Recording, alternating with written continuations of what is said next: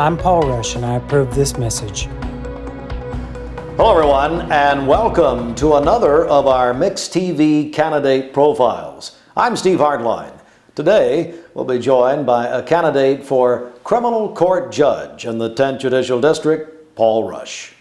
Paul, thank you so much for joining us. We really appreciate it. Thanks for having me.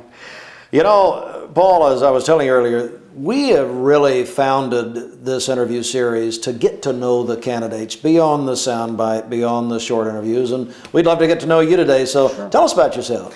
Well, I'm originally from Tennessee. I was born here, raised here. I grew up in Memphis. Spent my time at Briarcrest Christian School. Went there till I was in 11th grade. Then I moved to Bartlett High School, and graduated there. Started college in Memphis, then went out to UTK in Knoxville and loved it out in East Tennessee. It's so beautiful with the mountains, and graduated there. Went to law school not really knowing what I was going to do in law, but wanted to pursue a career in law.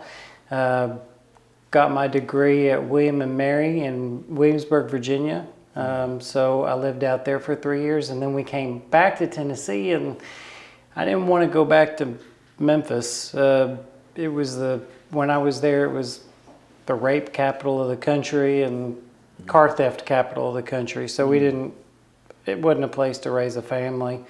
So we wanted to go back to East Tennessee. So here we are. Got hired under Jerry Estes and worked for him until he retired as a prosecutor for 2 years.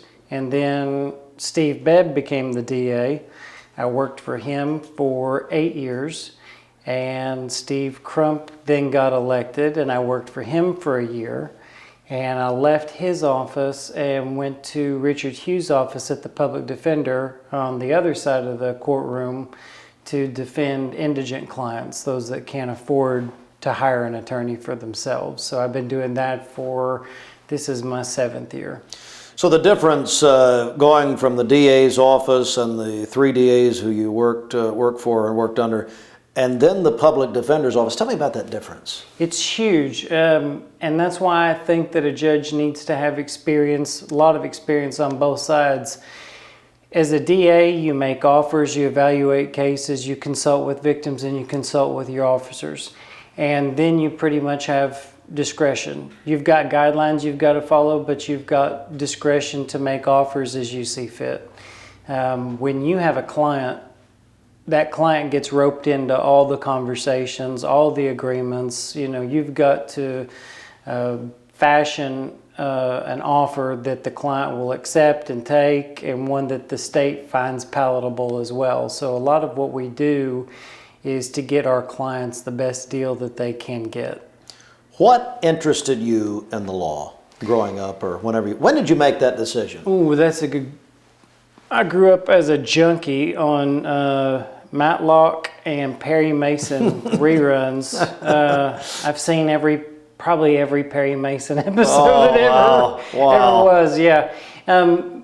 I just have always thought, when I majored in political science at UTK, it always interested me how societies, in whatever fashion they were built, agree to hold a model and say, we're going to pursue this model. So you can look throughout history and see which ones have worked and which ones haven't. And from an early age, I decided I wanted to be on the side of making our law work better than it is. Make it work better than it is working right now. I think we can do better. How? How do we do better? Well, we've got a backlog in our courts. Part of that is because of COVID, but part of it is not. Part of it existed before COVID. We had the current judge that I'm running against is Sandra Donaghy, and she stopped doing this gets a little deep, but you wanted to get a little deep. Okay. When someone's arrested, they go to a court, they go through that court, and then they go to grand jury. And there's usually about a 2 or 3 month turnaround time for grand jury. Well, the DA in Sandra Donaghy decided that they didn't have to do a report back date anymore. So they were just going to present the cases when they felt ready to present them. And I knew that was going to present a problem because I represent people that can't get out of jail. So I had a couple clients stay in jail for not the normal 2 or 3 months, but I had one in there for 13 months. And English wasn't his first language, so he was just kind of stuck in the jail with no lawyer. And so I filed a writ of habeas corpus to get him out of jail, and he was deported. And the taxpayers put the bill for all that pretrial detention. So it's what, 60-something, 70-something dollars a day to house them, times 13 months. And that's what it cost us just to keep him here. And we don't have any convictions or anything to show for it. So that's one thing. The second thing I'd like to do is get court officers, court staff, attorneys, everybody deserves to be treated with respect in the courtroom. And everybody there has kids or family or obligations past court. Court is obviously a huge priority for all of us, and we take it very seriously, but when you got a judge that keeps you there till 7, 8, 9 o'clock at night, you're going to miss piano recitals, you're going to miss band rehearsals, you're going to miss concerts, you're going to miss your kids' soccer practice. All the officers in the court system have been logging in lots of overtime hours, and I'd like to get things going early. I'd like to start at 8:30 and end as close to 5 as I can, so that people can go home and actually have a life.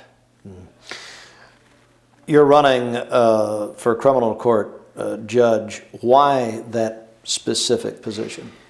So as a prosecutor, I told everybody when I graduated law school, they asked me where I was going to go. I didn't know at that time. I hadn't taken the bar or anything. So I told them, I don't know, I'll do anything but practice trial law. And it turned out that's what I'm best at. So when I was a prosecutor and I got my first taste of that experience, I went back to it again and again and again. I think I have done something like, in the years that I've been there, I think I've done over 90 jury trials, either as lead counsel or sitting second chair for somebody else.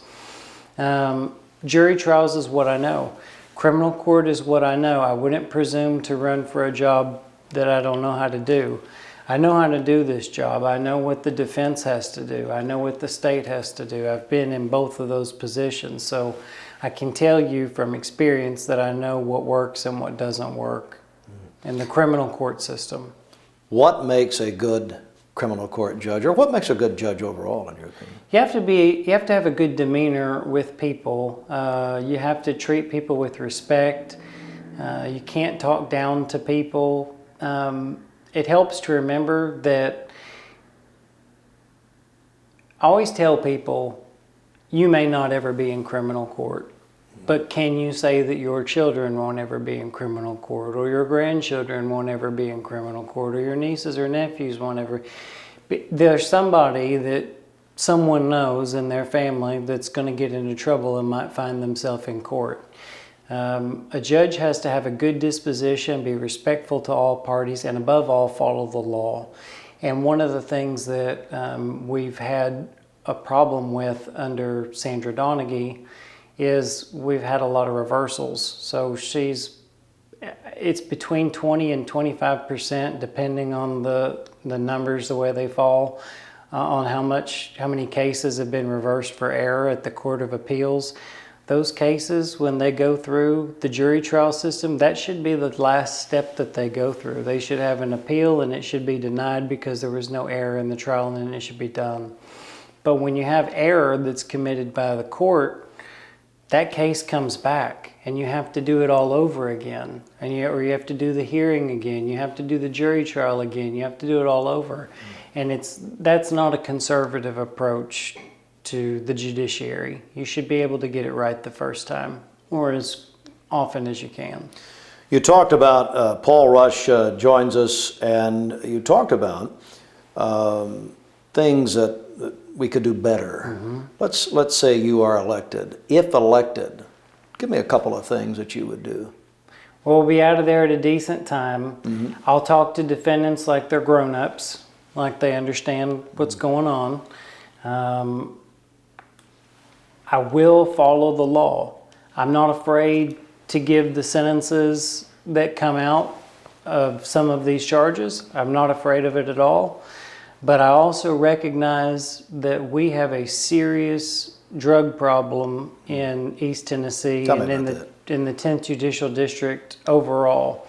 So I work through Richard Hughes's office and in conjunction with the DA's office and the drug court team for Andrew Freiberg. He's the other criminal court judge. He's actually circuit criminal, but they split the criminal court docket, and I'm on his recovery court team. So we help a lot of people come through their program in 4 counties. It's an 18-month program roughly, and it's in 4 stages. So we see them as in fact, we've got drug court today in person in Cleveland at the Justice Center. And so they'll come up, and through this 18-month program, they get clean, they get their licenses, they get a job, they become productive members of society. I say all that to say that I've seen rehab work. I've seen treatment work. And so you have to be able to distinguish as judge between the people that are truly addicts and need help and those that are just doing wrong to do wrong. And so those people need sentences.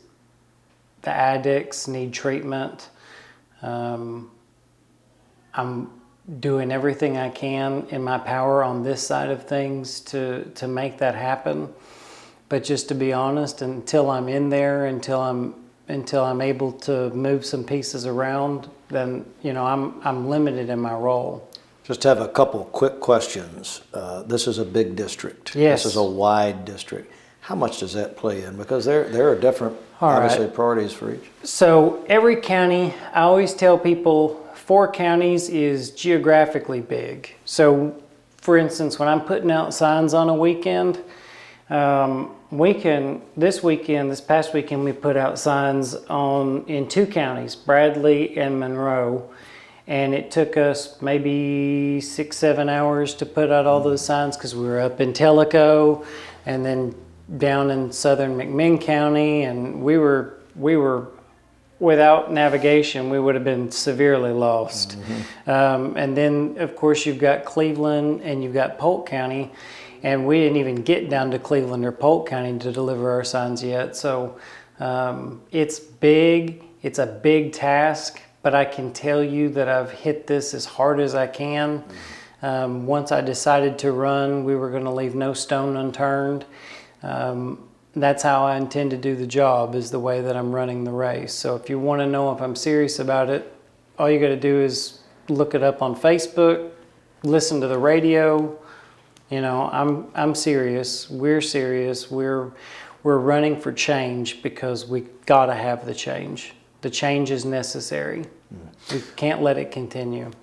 Paul Rush joins us. Final question, and really just to open the floor to you. Of course, this is your floor, but just to speak directly to the voters. They're going to go to the polls on May the 3rd, and obviously they're going to cast ballots in your race and others. What do you say to, just speaking directly to the voters? You vote for the candidate that you feel is going to do the best job. I know what the job requires. I'm willing to man up and give you 8 years of what this job requires. I would tell you that I'm experienced, I'm fair, I'm qualified, I'm a Republican. Our primaries are on May 3rd, and I would appreciate your vote, your prayers, and your support. And as always, if there's anything I can get you, from a small yard sign to a ginormous yard sign to a t-shirt to whatever kind of campaign materials you need, all you got to do is find me on Facebook or elect Paul Rush for judge. You just find me and ask me, and I'll get it to you. I'll stick it in your yard and hang it on your door. Paul, pleasure meeting you. Thank you very much. Thanks for having me. Thank you so much. All right. That was Paul Rush, a candidate for criminal court judge in the 10th Judicial District. I'm Steve Hardline for our Mix TV Candidate Spotlight.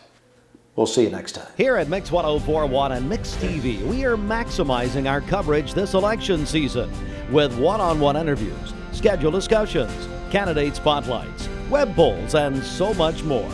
We believe it is important that you stay informed to make decisions that matter to you and your family. Don't miss a minute.